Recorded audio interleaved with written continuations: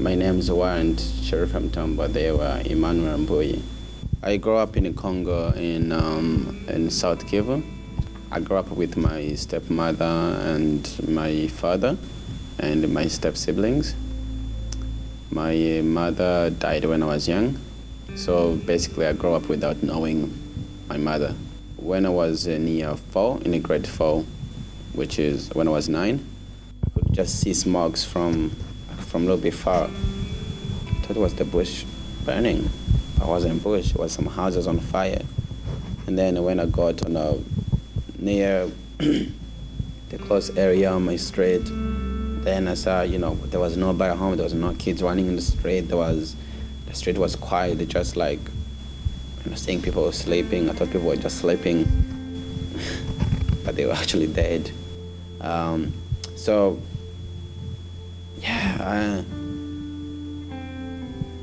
I started just sensing something's happening, and then I ran quickly to the house. I went to the rooms and calling my little brothers, calling my father, calling my mom. Nobody, no answer. Then I thought maybe they went somewhere, maybe they're coming back. Maybe, I just had that thought, maybe they're coming back. The soldiers came to my village and they shot most of the people and the kids. They got abducted. The people who knew it the first, then they ran. And then that's how my parents ran as well. I didn't know any way to go because, I was never out of the country before and I was never out of my province before. So all I just did, I ran, I followed the people. People had things on their heads, so clothes, things to cook with, or foods. I ran with them. The first night, it was raining, and it was really bad. It was everywhere mud, and the people couldn't cook because there was nowhere they could cook because it's like outside.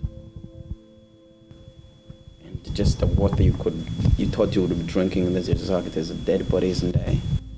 People didn't care about anyone else because you've got your own family as well there with you, and there's no one else who's gonna worry about your kid, about the other kid who just doesn't have a parent. Nobody had a time for other person. I realized it was me or nothing. And then I started, what I could do, I could be with this group one day, and the next day I would just go run into another group. I didn't think about the future. I didn't think about tomorrow. All I had to think was just for the next hour.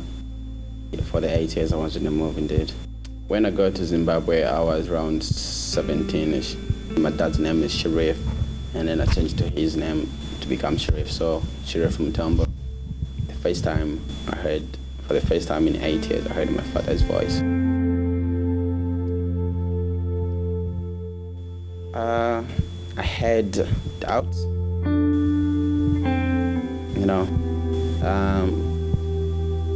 I asked, how am I your son?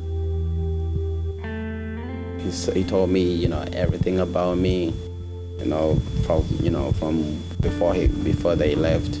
And then the anger became more.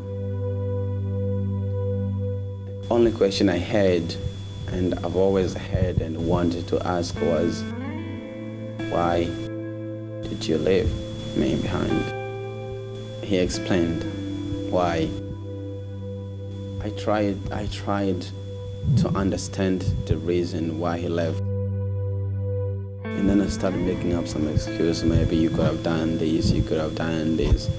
But then I imagined, my little brothers, my little sisters, he did what he can so he can save them, so he can get them to safety. When we talked and he understood what I've been through and what I've had to face without anyone, he understood.